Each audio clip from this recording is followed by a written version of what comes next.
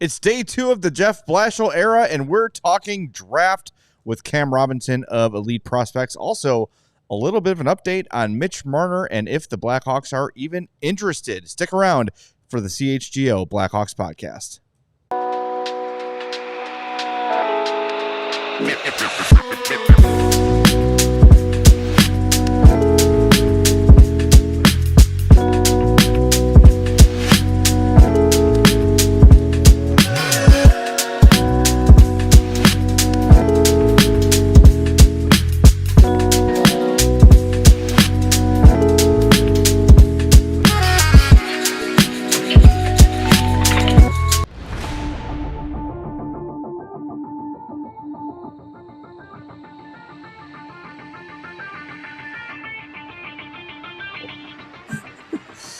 Welcome into the CHGO Blackhawks Podcast. Hope you're having a great Friday. This is a glorious day in Chicago.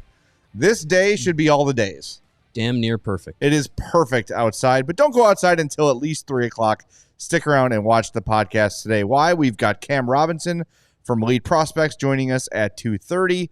We're going to get into some free agency news. We've got some thoughts from Elliot Friedman on Jeff Blashill. There is a ton to get to. So stay with us. Do us a favor, hit that like button. Make sure you're subscribed to the YouTube page as well. And it's a Friday gift to me and Mario and Steven, who's here. Why don't you do us a favor and leave us a 5-star review on Apple Podcasts or Spotify. And we want to tell you about something very special that we have been bad at telling you about. You may have heard Friday, June 6th is our Cookout Classic golf outing at the Village Links of Glen Ellen. If you are interested in playing, you should go to allchgo.com. Because there you're going to find a link to be in a foursome with me and Mario. So if you can find another friend, you can golf with Mario and me. Yeah. It's right there on the sign-up page. If you and a friend want to go and hit the links, do it with us. Watch me hit my ball all over the place, into the water. I can putt a little bit. Is there much water at the Village Links? No idea. I know if there is, I will find it. I do the best thing you should do for golf, and don't look up the course before you play. Just go in blind. It doesn't matter. Do you think it matters? Like, oh yes, I'm gonna let me preview this hole. No, I'm gonna grip it, rip it. I'm gonna slice the hell out of it. Where is it green? And it will hit it that way. Yes, it will end up in every color but green. But it's a good time. Mario and I are fun to golf with. We don't take it too seriously. So sign up, golf with me or Mario. And if you need a foursome, you can buy a foursome. If you want to come just by yourself, you can do that. But Find a friend, sign up to golf with me and Mario specifically. I know Carm is available, right? Yeah, he's still available. He's the only one that hasn't gotten bought from the Bears team. He's desperate. I mean, he's that's embarrassing. Begging at this point. That is somewhat embarrassing. Carm's a fun guy. I know you can golf with Sean Anderson as well. Yeah. Oh, man. The whole crew of CHGO and you White get to host Sox. the White Sox show for a week. And if you're a diehard, you get $50 off that event. That's a great deal. Absolutely. So check it out, allchgo.com. Join us for the Cookout Classic. It's always great fun.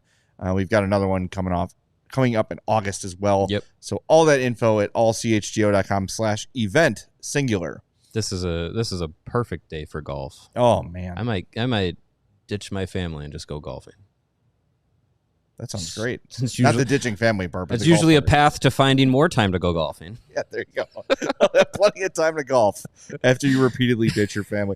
I'm sorry. I'm thrown off today because Michael Evans in the chat has changed his avatar. And for whatever reason, I thought that Michael Evans, I don't know who his old avatar was. It wasn't that. Kind of some old man, kind of looked British. And I always thought that that's what Michael looked like. And now he throws in this new guy.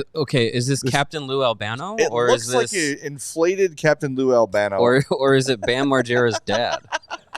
I can't figure out who it is. I don't know. Phil Margera. But a lot of you, if it's not like an obvious famous person or logo or letter, I assume you look like your avatar. So, Michael, I'm very much thrown for a loop that you are not an old, distinguished British man, and you are now indeed the fat son of Captain Lou Albano and Bam Margera's uncle, grandpa, whatever it was. His uncle was Don Vito. Oh, that's right. Yeah. Okay. Oh, I miss that show. It was pretty crazy. All right, let's get serious here. Anyways. Damn it! All right, are we starting with the bad news? Just get it out of the way on this glorious Friday. You already told him I'm producing. Sure. Oh, come on. I didn't even take a shot at you today. Not yet. Yeah, why This don't time. we let the air out of the show? All right, so Laz and Powers, the podcast. Actually, I'm sorry, they changed it to Powers and Laz. Totally different show. Oh, yeah, that's right. This is from yesterday's podcast. This is Scott Powers speaking. Quote, from every indication I have, the Blackhawks aren't going to go after Mitch Marner. They've already made up their mind, so I don't know, even if Marner hits the open market, that they take the biggest swing. If you lose Donato and don't add big pieces, this is a team that's going to need a few years. You can argue that this team might be worse than last year's. I'm going home. Yeah. I'm good. Look, we've all talked about Mitch Marner being the biggest fish, being the pipe dream, acknowledging the low likelihood that it would actually happen, having to move the sun and the moon to convince him to come to Chicago. So we understand that is the case. That is the uphill battle trying to get Mitch Marner to Chicago, right? I think a lot of people are on board for it. A lot of people are not. But Scott Powers, one of the most plugged in people to the Hawks, you can usually take what he says to the bank. It's one thing if it's the Hawks understand they're unlikely to get Marner, but they're going to make a pitch. That's one thing. Yes. It's another thing to me for it to come off as they're not going to pursue him. And I've said it multiple times. I want Kyle Davidson to be aggressive. I want him to take big swings, whether it's the draft, whether it's free agency, whether it's when it was the coaching search. Wanted him to be aggressive to make improvements to the team. And not even trying to talk to Mitch Marner feels like a big letdown. That to me is the troubling part. Look, and I think he did a pretty good job of sort of setting Hawks fans up for, hey, look, the odds are pretty slim. We had a big fish free agent because there's 30 other teams going after that person, and just the odds alone are unlikely. You've got to at least try. You'd think. And as I've said a few times on the show, I get it. If they've got a price that they're willing to pay Mitch Marner, if we think he's a $12 million player and we will not go a dime above that, okay, fine. You still have to try to talk to him, right, and see what it would take and see if he's interested. Because if he says, man, I watched Connor Bedard play and I think I'd be a perfect compliment to that guy and I would love to play here. I'd love to play for an organization like this. Original six, a little less pressure than Toronto. Sign me up to be the leader of this next, great run of Chicago Blackhawks hockey.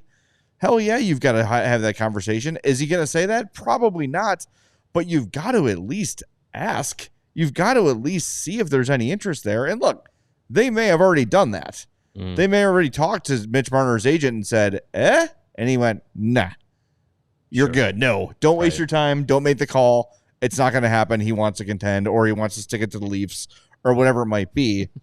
Fine, but you've gotta make the effort. You've got to try. Yeah.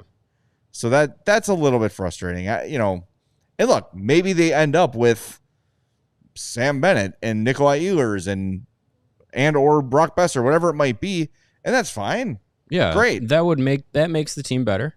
So until we see what happens, July 1st, probably at noon, is when free agency can be announced. If Besser and Ehlers and Marner and Bennett are all off the board and the Hawks are over and they haven't made a big trade at the draft to acquire immediate help or whatever, and it's another year of let's play the kids and Nick Foligno and Jason Dickinson and maybe you sign another veteran type guy. Yeah, to a 2-year deal, like a Michael Granlund. Yeah, you're down the ladder, and that's gonna not feel great. Yeah, then you're going to get into that second part of what Scott said, of where you can argue that next year's Hawks team is going to be worse, because yes, as much as we've talked about, the excitement of the young guys coming in, they're going to go through growing pains.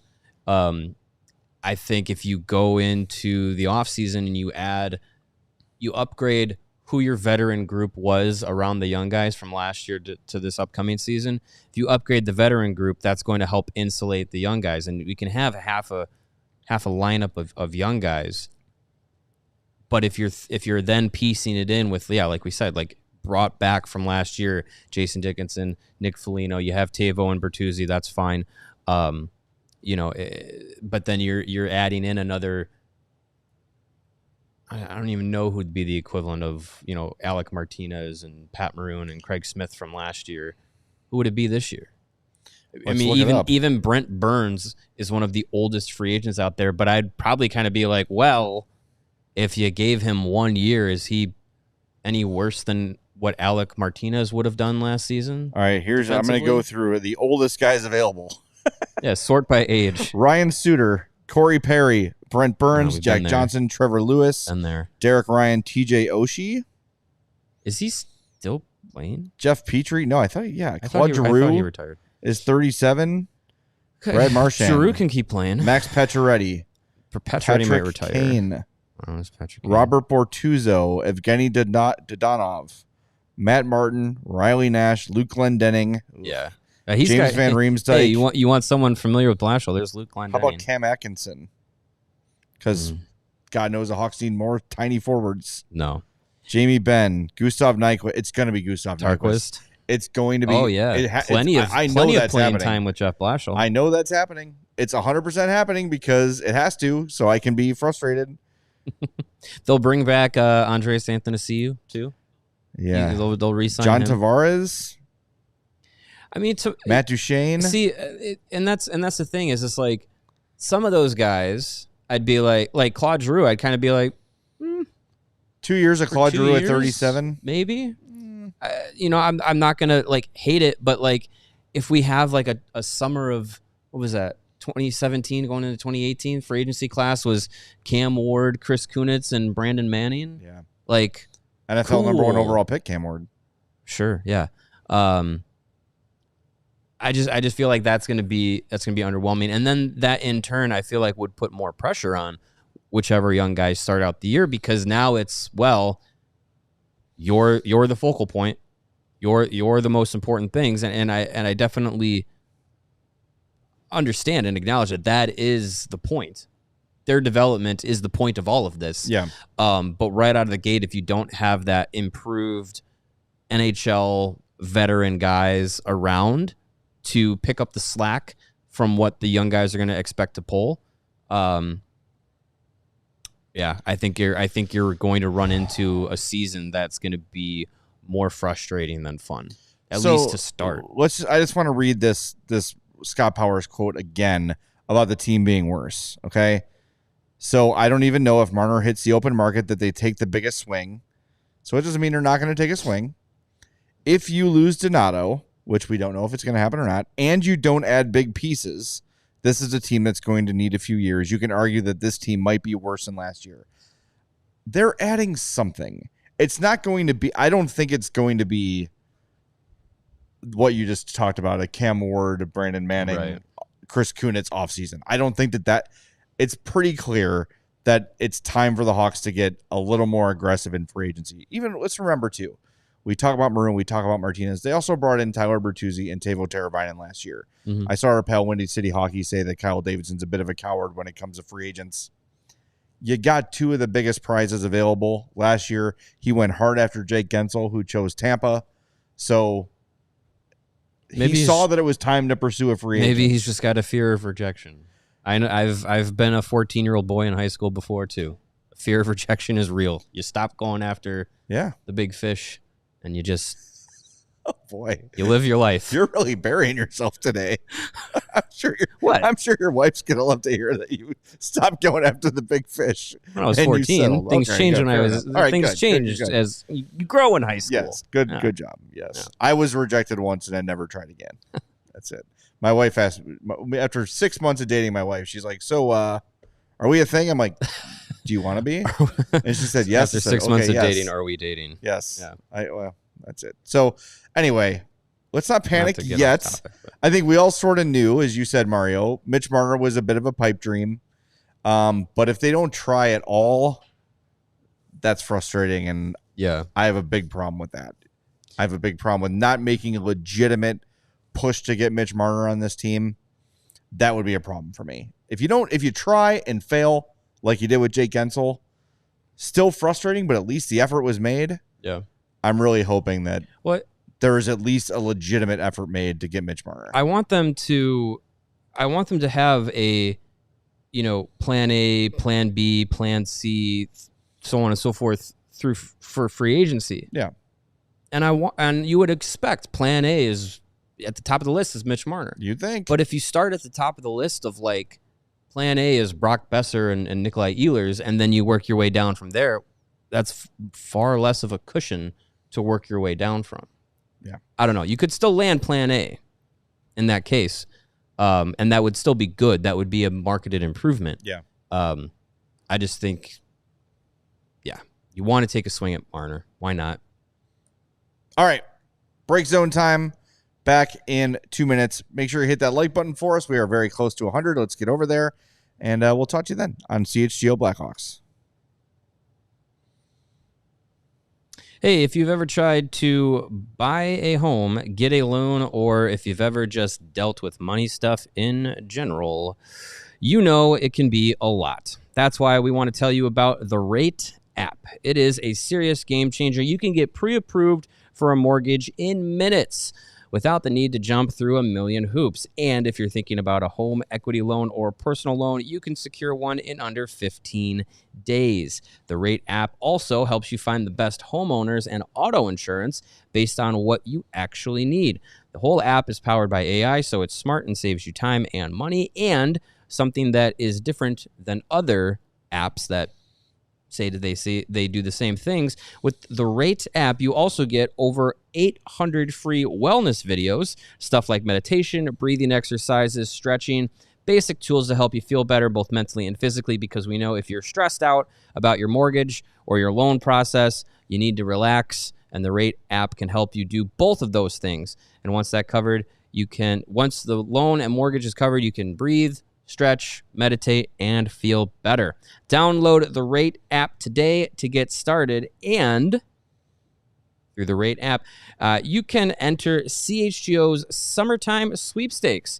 Rate and CHGO are hooking you up with some of these sweet summer baseball tickets. You can win 4 tickets to sit in the bleachers with our CHGO crew and the Friday 120 Club coming up next Friday, May 30th. You can score 2 Rate Club tickets to the Cubs-Sox Crosstown Classic game at Rate Field on Saturday, July 26th as well. Rate Club is all-inclusive with food and drinks. Again, download the Rate app and visit allchgo.com/rate to get signed up today. Again, that's allchgo.com/rate. No purchase necessary.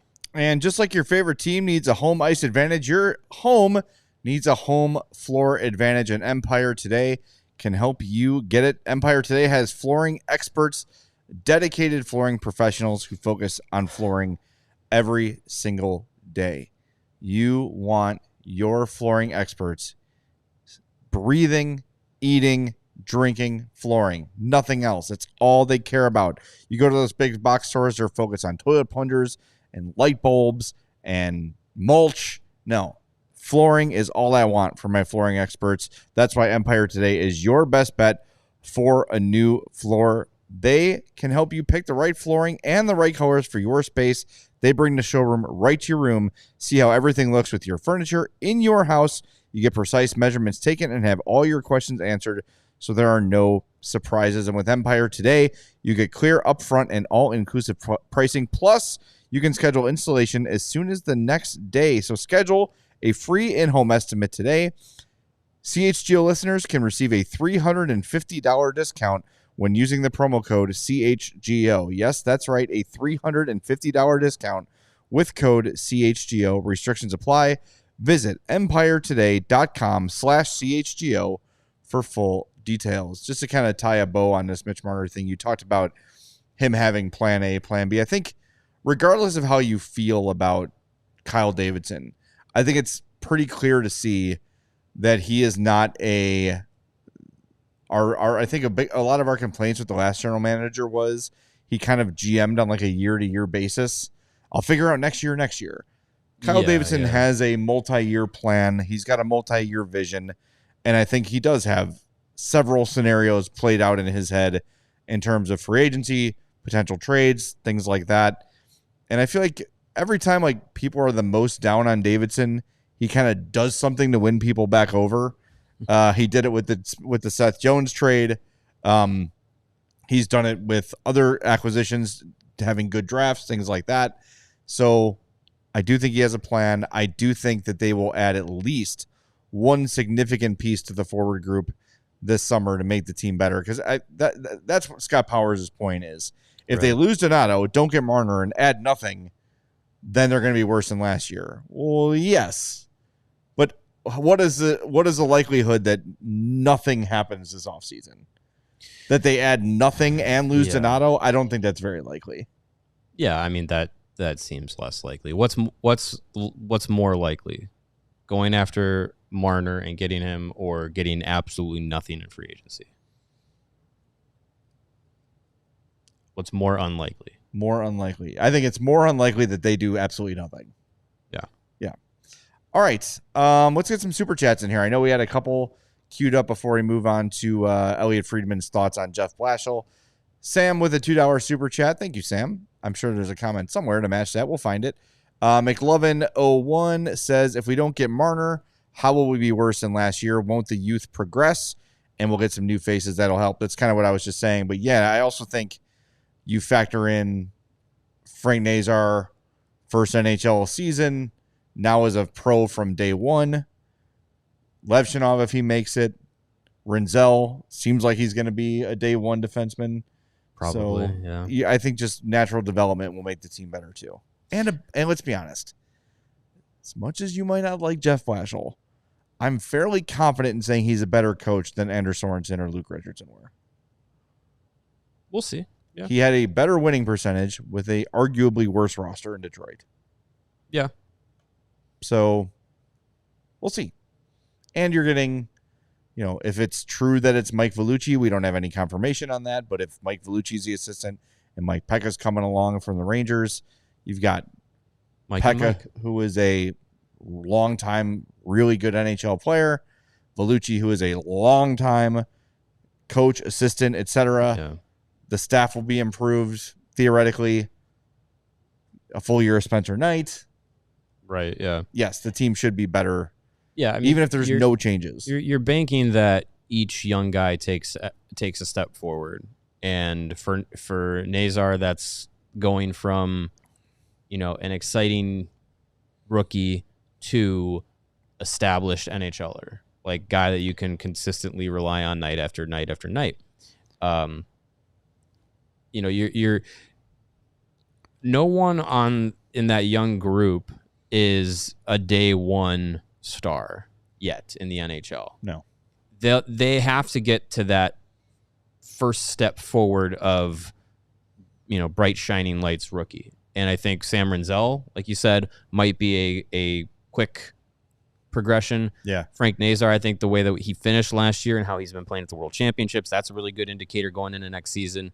And then you look at Korchinski and Del Mastro and Levshinov. You still throw Wyatt Kaiser in that group. He's a guy that's figuring out the NHL and did a good job of doing that.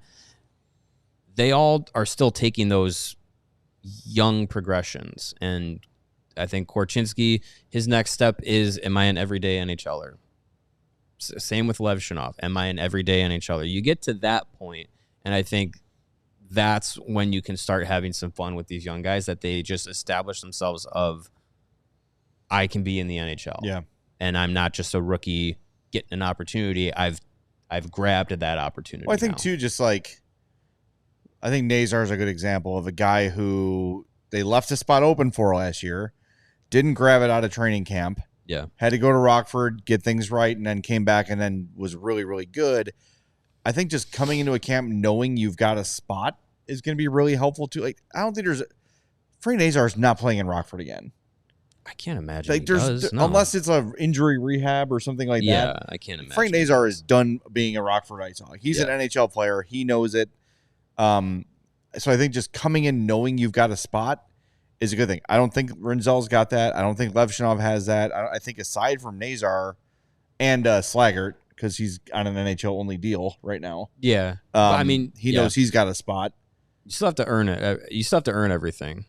Like that's got to be one thing that I'm sure Jeff Blashill will be instilling, and that's something Kyle Davidson has instilled when he's been able to, kind of when what we've actually seen of when he talks to the group, whether it's prospect camp or at the beginning of training camp or anything like that.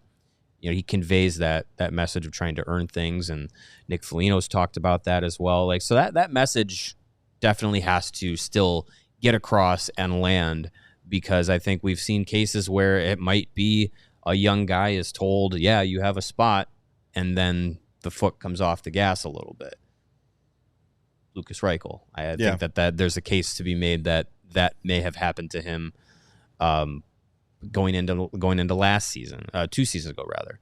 And he didn't keep that acceleration, keep that hunger to improve and keep doing the things to get better at the NHL level. So you don't want guys to just be like, well, I was told I'm going to make the team, so I'm going to do what I have to, but not more than what I need to. I wouldn't worry about that with Slaggert or Nazar. No, but I know what you're saying. Those guys have I think they have the mentality. I think they've demonstrated that of, that level of effort, hard work, confidence. They have that. Sam, we found his comment. He says, we just need Nazar to get good enough to the point where everyone in the NHL knows how to pronounce his last name. Yes, please. Out of his mouth, it was Nazar. Nazar. So, and now $10 from Captain Cormick. Thank you very much. Captain says, hey, guys, do you think the Hawks will do what the Bruins did during their 100th season and wear only the special black jersey when they play original 6 teams, sending love from Naperville? So the Bruins one was black. The Hawks are going to wear a 100th anniversary jersey next year. We know that. The home jerseys. I don't think it'll be only against original 6 because there are no original 6 in the West aside from the Hawks. So they only play them a handful of times. Well, they might only do it, though, a handful of times then. But that would be like, what? They have like 3 home games against original 6 teams. They can't wear them on the road unless you convince the other team to wear their road whites so you can wear your Centennial I don't jersey. know. I hope they wear them more than that. I think the alternate jerseys, the black jerseys, will be a home exclusive. And I'd imagine you're going to make like buckets of cash off of those jerseys. Yeah. The way I envisioned it was they were just going to wear them at every home game. Put them out there. That's what I thought. I thought it was just the black jerseys? No. He said black because the Bruins one was black. But okay. This red one we're talking about. The Centennial jersey is going to be every home game. That's how I understood it. I don't think they're doing a Centennial away, and then they're also bringing back the alternate jersey, which is 99.999% confirmed to be the black jerseys. Right. And we don't even know if that's next year or not. The black jerseys? Yeah. Yeah. Did they mention it is next year too? For sure? I'm in my head, yeah. Fairly certain. I don't know if we got official on that, but I hope so. It would make the most sense to do it. Yeah. I don't know, unless they don't want to undercut the Centennial jersey. We'll see. You're going to make money either way out of both of them, for sure. 100%. Windy City Hockey will have both of them the first day. That's true. Real quick before we hit the break zone, and welcome Cam Robinson. Elliot Friedman today on 32 Thoughts talks about the Jeff Blashill hire. Says this was all about how can we create an environment where the prospects can thrive and they can be successful because they will be the key part of the team when the Blackhawks are good again. Depending on who they spoke to, there were differing opinions on the ceiling of some of the prospects. I don't know that everyone saw it 100% the same way, but those are their guys, and those are the guys they're betting on. So what Friedman is saying is maybe some of the people they interviewed are not as high on the Hawks prospects as the Hawks are, which I think you'd probably expect that. Everyone's going to have differing opinions. Yeah. There's a portion of the NHL universe that thinks Connor Bedard is a bust and sucks. So, okay. I don't know. You needed to have someone who, like Kyle Davidson said, like we want someone who's excited to take over the Chicago job, not someone who's just taking a job because they can get it. And I would imagine because they hired Jeff Blashill, he expressed that. And he sees the vision that aligns with what, how Davidson and the group sees the future going for Chicago. So I think it's hard to look at the prospect group and be discouraged. So, right. But again, I'm a Blackhawks fan. So right. That's well, guess what? Someone who knows a lot about the Blackhawks prospects and all prospects is joining us in 2 minutes. It's Cam Robinson of Elite Prospects. Stick around, hit that like button. We'll be right back on CHGO Blackhawks. Summer is basically here. Are you ready for the warm weather that is approaching? If you're not, you better call our friends at Four Seasons Heating, Air Conditioning, Plumbing, and Electric. They've been serving the Chicagoland area for over 50 years. Now is the time to get your air conditioning checked out, and Four Seasons experts are ready to help you with your AC installation, maintenance, and repair. Last year was officially Chicago's hottest year on record, the heat index reaching up to 114 degrees at O'Hare. But it's not just the heat that gets you, it's the humidity. You want your home to be cool and comfortable. Four Seasons expert technicians ensure you're always going to receive reliable service. They don't charge more for service during nights, weekends, and holidays. So if you have a AC or furnace emergency, you can call them and they will get it done, no matter if it's Saturday night or if it's Christmas Eve and the heater's gone out. They'll come out and they'll get the service done for you. You can schedule your Four Seasons AC tune-up today and save $50 and enjoy a 1-year no breakdown guarantee from our friends at Four Seasons, your trusted local experts. They are Four Seasons Heating, Air Conditioning, Plumbing, and Electric. Visit fourseasonsheatingcooling.com for all of their special offers and money-saving coupons. Again, that's fourseasonsheatingcooling.com. And even if your AC is fixed and working perfectly because of Four Seasons, you can't control the outdoor heat. That's why you need Mando. You don't want to be the stinky guy this summer. I promise you that. Never. And what makes Mando different is it's a whole body deodorant. You can use it anywhere on your body. So armpits, check. Balls, go for it. Thigh folds, yep. Belly buttons, butt cracks, feet, all that stuff. Created by a doctor who saw firsthand how normal BO was being misdiagnosed and mistreated. It is clinically proven to control odor better than a shower with soap alone. And listen to this. This is science, all right? We don't make this stuff up.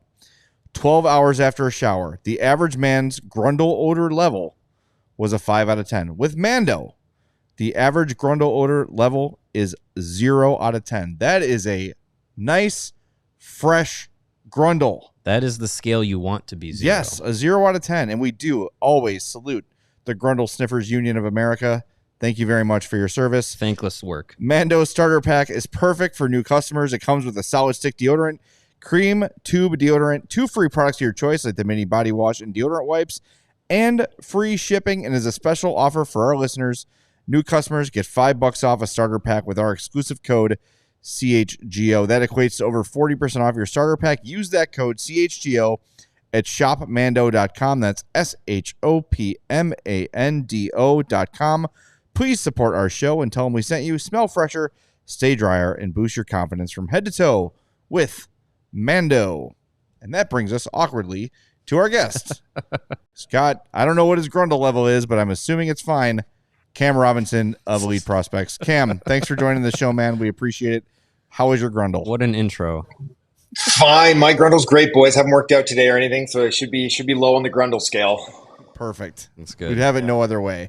I know you were on hold as we were sort of discussing the Blackhawks prospect system. So before we get into the draft, let's pick your brain on that. The Hawks are very high on what they have from Bedard, Korchinski, Nazar, Moore, Renzel, on and on. What is your vibe on the Blackhawks pipeline, and are the Hawks right to be this excited? Absolutely, right? Like you just rattled off a whole host of names. You didn't even say Levshinov, right? Like the second overall pick last year. Like they are littered with talent. Now, they've kind of wedged themselves into a bit of a spot this year where it's like, by taking Levshinov over a guy like Demidov last year, it's like now you have to take a forward. Well, it worked out just well because they're not going to get Matthew Schaefer anyways. And there's not another defender in that zone that you really want. So now they've got their pick of the litter on what's going to be left after what we can assume Michael Misa is the first forward off the board.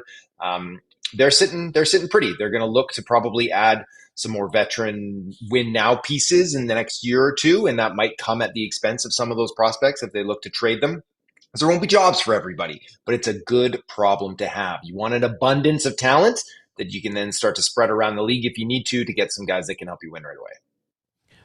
I want to kind of expound on the point you made right off the top here of taking Levshinov and not getting that elite forward last year, but now you have an abundance of them. Can you look back to last year's draft strategy and kind of say, like, when you look at the Levshinov Demidov back and forth, is that a move on with foresight by Kyle Davidson, or is it maybe they kind of lucked into it working out that way?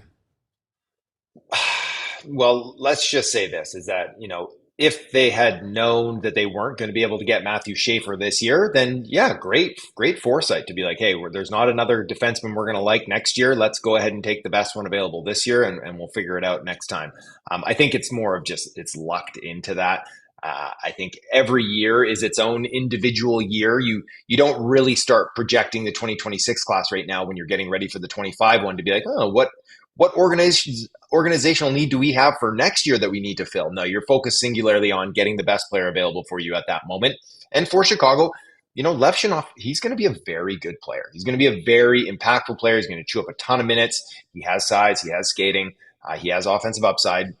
He just isn't as dynamic, and he won't be as highlight reel or put up those tons of points that are so difficult to obtain that a guy like Demidov is going to be able to produce. But there was all sorts of risks attached to Demidov too. So I understand it. Levshinov already in North America, organizational fit, all those things I mentioned.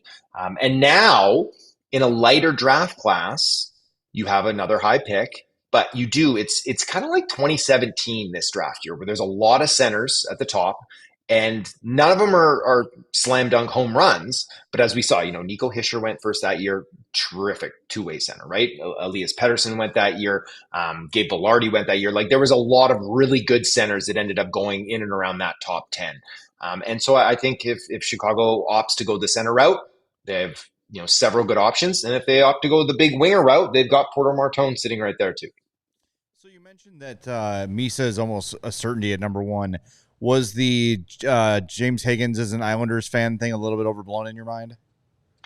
Oh, well, for the Isles, it's like, yeah, I understood the swelling of the tide from the locals there to be like, let's bring the hometown kid home. And I just sat down and talked to James a couple days ago. I'm doing a big piece on him, and I asked him about that. And obviously, growing up an Islanders fan, it'd be thrilling for him. It would be a nice fit. And a kid who came into the season as a presumptive first overall pick. But it's gotten to the point now where Hagens wasn't poor this year by any means, right? He had a strong year. It's not easy playing Division I hockey as a freshman. And, especially playing with Perreault and Leonard, where they had that built-in chemistry. They're such excellent players. They're closer to NHL ready that it was easy probably for him to defer a little bit. And you saw the goal scoring take a tick down. But it's just that Misa was so good, took so many brilliant steps forward. Schaefer the same way. If you want to talk to me about Martone versus Hagens, I have all the time in the world for it, because they're completely different players. I think if we're talking about floor, Hagens is much higher. It's just that ultimate uniqueness and that upside that Martone brings that makes him a distinguishing factor. And then you throw in Desnoyers, you throw in Frundell, and these other centers that have different pieces to their game. But no, I don't imagine Hagens is going to go one. I could see the Islanders looking to trade into the top 5 again to slide up, maybe moving like a Noah Dobson or something to get him that way, or potentially sliding back from 1 into that kind of 3, 4, 5 spot. But you have to have someone who wants to buy it too. That's interesting. And this is something we've talked about too, because it feels like Misa, and correct me if I'm wrong, in your mind, would be the perfect fit for the Hawks. Kind of center, brings the size, big time scorer, checks all the boxes that the Hawks kind of lack in the organization aside from Bedard. In a draft where there's not a massive gap between 1 and the rest, or 1 and 2 in the rest, what would it take for the Hawks to get up to 1 to get that pick from the Islanders, where the Islanders would be, because the Islanders know we want Hagens. We don't want to take him at 1 just because he's not worthy of it. Would it take a ton to make that jump 2 spots to get Misa for Chicago? In this class, it shouldn't cost what it would normally cost to go from 3 to 1, which would be an exorbitant price tag, right? But you would still imagine, because Matthew Schaefer's sitting right there too, right? And so the Islanders could just quite easily take the best player in the draft, which is probably Matthew Schaefer, and just be happy to do that. So for San Jose, I'm sure they're hoping a team like Chicago wants to jump up, or a team like Utah wants to jump up and do that and take Michael Misa and then leave them Schaefer, which is a perfect fit for their organization.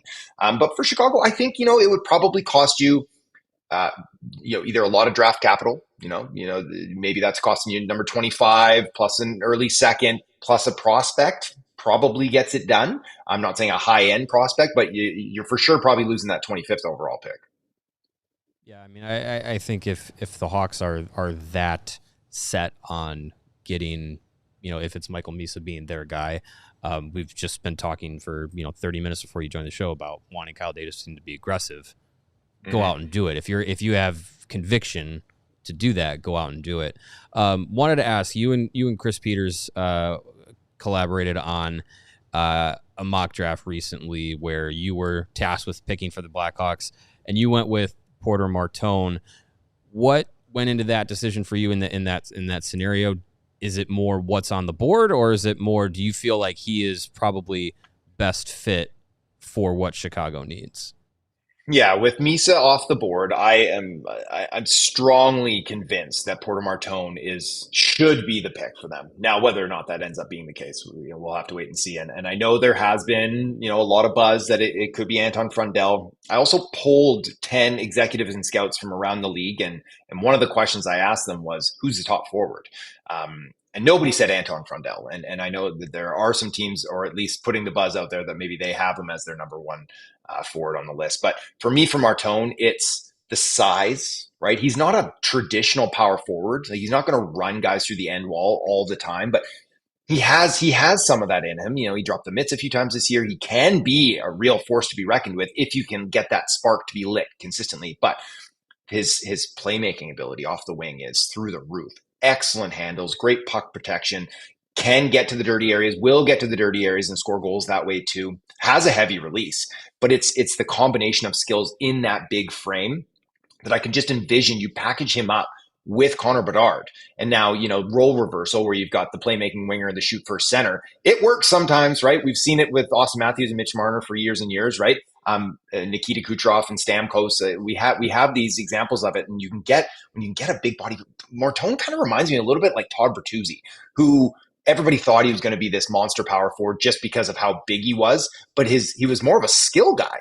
And then he had to kind of develop that later in his career, through the first, 6-8 years. It took him a while to find that physicality. And I think Martone, it might take a little bit of time too, but his impact on the score sheet could be massive. And it's just such a unique blend when you have that size skill package. It seems like that's kind of a player like that. If Todd Bertuzzi as a comp is very rare in today's NHL too. It's hard to find that guy, because I think when we talk about power forwards now, you're looking at Matthew Tkachuk and Brady Tkachuk, and Tom Wilson. Yeah, it's much harder to find now than it was in Todd Bertuzzi's era. So that's got to be really tempting for Chicago, because when you look at what they've got in the system, it is just small forward after small forward after small forward. And I know they put this emphasis on skating, and that's been, if there's a knock on Martone, that might be it. Is his skating so detrimental that it's going to scare the Hawks away? It's not even like a negative, to be honest with you. It's just not like a standout feature. It's not a separating skill for him, but he still moves around quite well. If I should have looked before I came on here what we have him graded coming out in the EP draft guide, but at the very least, it'll be rated at NHL average, and I expect it'll be higher than that too. So he moves just fine, especially for his size. He's just not a burner. That shouldn't be anything to hold teams back from taking him that high. Well, Martone's a winger, and I think a lot of people would say that still center is something that the Blackhawks want to shore up, and there's a lot of options. If they were to go down the middle and pick one of the players that in the draft class is a traditional center, is it Frundell? Is it Hagens? Is Desnoyers got a case for it? Out of the strict centers, like, who would you go with at 3 for what the Hawks need? Yeah, it's when you add for what the Hawks need, right? Is that Because if I'm taking the best player on my board, I'm taking James Hagens because he is he has separating speed. He is an actual burner, terrific hands. He only scored 10 or 11 goals this year, but his shot is actually good. Like I said, he deferred a little bit early on in the season, and he was snake bitten a little bit too. But I think he has a quality release. Type of guy who can score 25 in the league, maybe 30 one day. He's the IQ is where I think he needs to ratchet up a little bit, again above average but not elite. When you look at a guy like Desnoyers, I do think he has a good mind. I think two-way, he has that two-way ability as well. He has a little bit more size at 6'2". Not as dynamic as Hagens. Not as dynamic as a Jake O'Brien either, who's 6'2", but only 175 pounds. Reminds me a bit of Elias Pettersson, a little skinny, really relies on his handles and his playmaking, needs to add that shot, needs to add that strength. When you're talking about Frundell, bigger body, more physically mature already, has played pro hockey, knows how to handle the rigors of that, much more north-south. Dump the puck in, go get it. Not very creative, has a bigger shot. I think the floor for a player like Frundell is probably higher than most of these guys we've talked about. Him and Hagens is probably very similar, but Frundell has the size. But it's the upside that's probably missing with him. And when you're selecting that soon, it's like you do want to go upside. Obviously you want to get a player out of this, but you're gonna get a player out of number 3. It's and you want to maximize that. And I'll mention one more name, and it's Roger McQueen. And I think if he played the full season, he would have been a perfect fit because he has the massive size, right? He has good skills. And it would have fit a whole lot of holes for them. It's like, boom, now we've got Roger McQueen as our second line behind Bedard, adding that meat. And if for some reason you wanted to move Bedard to the wing, well, now you've got a big, giant number 1 center, too, that you can play with. But the injury, the inconsistency, a lot of question marks. Caden Lindstrom last year, teams are a little hesitant. I think we watched McQueen slip a bit on draft day. All right, more with Cam Robinson coming up in a moment here on CHGO Blackhawks. I'm going to speed read this. New vehicles are in store at Ray Chrysler Dodge Jeep and Ram, and this is your chance to score a great deal during the Employee Pricing Plus sales event. Head to Ray CDJR on Route 12 today to choose from their huge inventory of new Chryslers, Dodges, Jeeps, and Rams vehicles. And right now, lease a new 2025 Jeep Grand Cherokee 4xe for $248.5 a month for 24 months. Plus, shop over 125 vehicles priced under $20,000 with a friendly team of brand experts at Ray Chrysler Dodge Jeep and Ram. They're there to help you during each step of your car shopping journey. Plus, since they prioritize affordability, you won't overpay for the vehicle that you need. And with Ray's price promise, you can shop confidently with no add-ons, no hidden fees ever. The price you see is the price you pay. Check out our partner today to shop one of the Chicago area's largest inventories. Find the right vehicle for you and drive home happy. The Ray Chrysler Dodge Jeep and Ram team is the only one that we recommend. Don't miss out on the Employee Pricing Plus sales event for huge savings on the new Jeep Grand Cherokee 4xe. For more information, visit Ray Chrysler Dodge Jeep and Ram today on Route 12 in Fox Lake or online at raycdjr.com. They've been serving the community since 1963. And let's level up your nicotine routine with Lucy. Go to lucy.co/CHGO and use the promo code CHGO2025 to get 20% off your first order. Lucy has a 30-day refund policy. If you change your mind, go on lucy.co. You see they've got the pouches, they've got the breakers, they've got the nicotine gum, tons of flavors, tons of different strengths. You can kind of customize exactly what you're looking for with Lucy. I see the mint, the mango, the berry citrus. I saw the espresso flavor on there, wintergreen, all sorts of things. Those breakers are the little pouches. Take a bite, boom, bursts. Like Gushers. Remember Gushers? They're still around. Are they still around? Yeah. I'm getting some Gushers after the show. Nice. Get yourself Lucy's breakers. Same idea for your nicotine. Again, that's lucy.co. Use that code CHGO2025 to get 20% off. And here comes the fine print. Lucy products are only for adults of legal age, and every order is age verified. Warning, this product contains nicotine. Nicotine is an addictive chemical. Back with more with Cam Robinson from Elite Prospects. Who in your mind is the most ready in this draft to jump to the NHL? Who's going to play maybe next year? Yeah, I had this hot take like a few months ago where I said nobody. I didn't feel like anybody in this class was actually ready to step straight into the NHL. And I've changed my position on that a little bit. I think Michael Misa is as close as it's going to get in this group, which is one of the reasons why, the mindset of him and his team there was almost assuredly he was going to move from Saginaw to the NCAA next year. Now the mindset is like, I'm going to make the NHL as a draft plus one. And so then whoever drafts him, if he doesn't quite make it, then it's like, okay, you want to go to school? Let's pick you a good school here. And if that's BU or Michigan or wherever. So I do think Misa is probably closest. And then, I mean, if Schaefer played more this season, I'd say him, but he's young and didn't play enough. And so it's probably Martone, right? There's a reason that Canada brought him to the World Juniors. There's a reason Canada brought him to the World Championships. He is a big body and he could probably handle himself, but I wouldn't rush any of these kids, really. I would give them time. It's better to marinate a little longer. No one's ever been hurt by being held back 1 year before jumping in with both feet. Yeah, I think the Blackhawks probably have more of that mentality of letting guys take their time. I mean, we were clamoring for Frank Nazar to be a day one NHL guy, and he took some time in Rockford. Levshinov went to Rockford. They took their time with it, so I'm good with that. I want to look a little bit later in the draft. Blackhawks now have the 25th pick, with the Maple Leafs getting eliminated from the playoffs. There's a lot of ways that they could go with it. I wanted to specifically ask about a guy that I've kind of looked at with that second first round pick that has gotten me excited, that I feel like, no matter where they go with the number 3 pick, I think fits really well, is Malcolm Spence with Erie. What's your take on a guy like him as more of a kind of that power forward two-way guy? Yeah, I imagine he'll be gone by 25 in all likelihood. There are some teams I could see him being gone by like 14, 15. Honestly, I know there's some teams that are really high on him. Doesn't play an overly creative style. Really, he has some smash mouth to his game. Loves to get on the forecheck. Is heavy, can shoot, has good speed. I wouldn't say limited offensive upside, but I imagine it's going to be more in that kind of like 40, 50 point zone, but he's going to kill penalties. He's going to play some second power play unit. He's going to be, strong at even strength and do some defensive zone draws and bring some physicality and bring some speed to your lineup. A good player. And in this class, probably a worthy pick in the teens, versus a stronger class. Maybe you would have got a player like that at 25, but hey, on draft day, anything can happen. And this year, the variance is going to be insane from team to team, more so than maybe, recent memory, any draft we've had, is that teams are going to value players completely different. We always hear from GMs like, we couldn't believe he was there. We got our guy.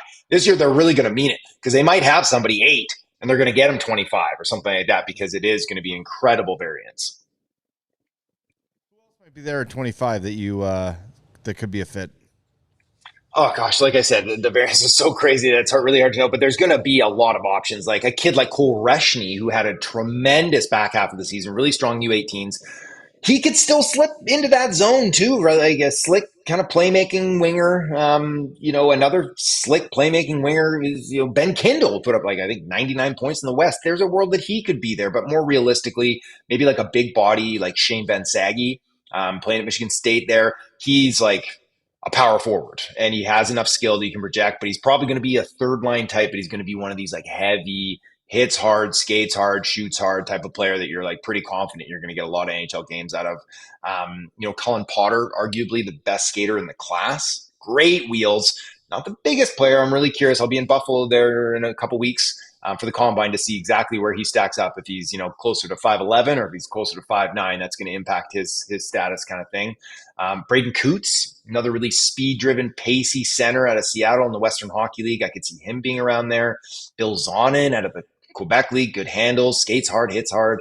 Vaclav Nestrasil out of the USHL. He's a big, big boy. Sometimes can just leave your jaw on the floor with his handles and his shot. And then other times just kind of be a ghost, which is why he's going to be around in that 20 to 35 zone. But the upside, very, very high. So loads of forward options there. On the blue line, I'm not sure if Chicago's interested in going blue line on that one, but a kid like Blake Fiddler, 6'4", plays on the right side. He has good, pretty big stopping potential. Sasha Boumediene playing at BU next to Tom Wielander this past year, youngest player in NCAA hockey, really smooth skater, great four-way mobility, not a ton of pure offensive upside, despite the numbers he put up at the U18s. So yeah, lots and lots of options in that zone. But again, no slam dunks, I wouldn't say. I assume Fiddler is the son of Vernon. He is. Yep. Oh my God. Yeah. I am an old man. Okay, we do have a super chat with a question for you. So I want to make sure we get this in. This is from Mike. He said, would you trade the 25th overall pick this year, and both first-round picks next year. So that would be the Hawks pick and Florida's pick in the Seth Jones trade for first overall this year. So the Hawks select first and third. Is that good value in your mind? Nobody should be trading unprotected 2026 first-round picks, especially if it doesn't look like they're going to miss the playoffs. Like, that is no bueno for me. I'm still shocked that the Rangers were just so free to flip that to Vancouver, and then Vancouver is so free to flip it to Pittsburgh. That's a James Hagens that's a Gavin McKenna pick right there. Like that, you don't want to mess around with early 26 picks, I wouldn't say. So no, I don't like the value on that. Yeah, I don't think I would do that either. One more says, how does Hagens compare to a guy like Frank Nazar? Better. He's, and you know how we felt about Frankie Nazar at EP. Like, we had him very, very high on our board. Really big fan of his. Love the speed game. Hagens has that too. He has that speed game. He has that offensive upside. He's got dynamic stuff. I would say he is, at the same age anyways, a better version of Frank Nazar. Okay, and we got to get your thoughts on Jeff Blashill. I saw you had some thoughts on Twitter about him, new Blackhawks head coach. We're all very familiar after talking about him for a week about what he did in Detroit. What are your thoughts on what he could bring to the Hawks? I just, like I shared there on Twitter, is that I like organizations that give a guy their second head coaching spot. Blashill had, 6 or 7 years in Detroit. There were some bad teams. He didn't do a whole bunch with them, but they were some bad teams. Now, then to go off and be an assistant coach with John Cooper in Tampa Bay. That's a great program they've got there. John Cooper, obviously a well-respected coach. And now you get your second chance. And for a lot of these guys, when they get that second chance, it's like, if I don't do well this time, I'm probably not getting a third. So you've learned from your mistakes the first time around. You're hungry because you've been off the bench for a little bit as the main guy. And now you have this opportunity. And it's like, if it goes well, and I can do some things for 3, 4, 5 years here, I definitely have another job at the other end of this. If it doesn't, back to the assistant coaching bench or out of the game sort of thing. So you're motivated. You're not stuck in your ways like some of these long-term retread coaches that have had 5, 6, 7 opportunities, knowing that their name brand carries with them another job at the end of it, regardless of how they do. So I like it. I like it a lot. I would have been a fan of Jay Woodcroft, another guy getting a second chance. But I do like it for Jeff Blashill. And just talking to some people in the industry is that he's a respected guy and that, he's put in the work and he's deserving of this second chance. And I think it'll do well for him. All right, we're going to let you go, Cam. Before we do, let people know, draft guide, when's that out? How can they get it? All that stuff. Draft guide, it's coming. We're putting the final touches on it. I think we're shooting for June 2nd. It's going to be coming out of Elite Prospects. Obviously, go get the app. Go get the Elite Prospects app. There's no ads on it. It's the best thing. Just pop it on the home screen there. We got a lot of good stuff coming. I dropped that executive and scout poll. I've got a mock draft coming. We've got all our film rooms. Tons and tons of content. This is a silly season for us, so we're all working long hours for you guys. All right, Cam. We appreciate it, man. Hopefully we can catch up one more time before the draft. Enjoy. This is your time of year, man. I know you're chomping at the bit, so one more month to go. There we go. Appreciate it, guys. All right. Talk Thanks, soon. Cam. We appreciate it. That's Cam Robinson from Elite Prospects. If you're a hockey fan and you got a few bucks a month to spend, they're well spent at Elite Prospects. Follow Absolutely. Cam on Twitter at hockey_Robinson. That was great stuff, man. Always love having And Cam on. it's certainly not going to do anything to soften the appetite for Michael Misa for Hawks fans. Yeah, I mean, I'm getting more comfortable with the idea that he's basically guaranteed gone by 3. There's options for the Hawks to move up. I don't know if they take him, but it definitely feels like Schaefer and Misa more and more feel like interchangeable 1 and 2, and then the draft opens up with Chicago. I just think with the Islanders thing, and I can't remember who said this, but I know you don't want to draft the hometown kid just because he's from your hometown, but the Islanders are a unique situation where guys can't freaking wait to leave there. It's not a place where people want to line up to go. They have trouble attracting top free agents. So if you can get a guy like Hagens who is happy to be an Islander and excited to be an Islander, that might be tempting for them. If they see like the gap between Misa and Hagens in their mind is paper thin, even if they think Misa's a little better, the ability to maybe keep Hagens the whole time might be appealing for them. Maybe I'm talking myself into it. That would be great if it happens that way. Who knows? Yeah. They just named their new GM, Matthew Darsh from Tampa, is taking the Islanders job, first-time GM. Everybody's getting picked up from Tampa. Yeah, so we'll see. I don't know. I just what Cam said about going from 3 to 1, 30 and a second and a prospect. That's a lot, It's a man. steep price, but I mean, I think if you're convinced, be aggressive. It's the message of the day. I like it. All right, we're going to wrap things up. Thanks, everybody, for a wonderful week. More to come next week. Jeff Blashill will meet the media on Tuesday. We are at off the Monday. United Center. We are off Monday for Memorial Day. So, thank you for being here. And thanks on Memorial Day. I know it's a hard day for those who have served, but we appreciate your service. Thank you very much for it. Lots of members of my family have served, many Purple Hearts in the Zawoski family. So thank you to everyone who has served and continues to serve. And hopefully you have a nice, restful Memorial Day. And we'll talk to you Tuesday at 2 o'clock right here with audio and video from Jeff Blashill and Kyle Davidson. You're not going to want to miss it on the CHGO Blackhawks Podcast. We all silly like the mayor.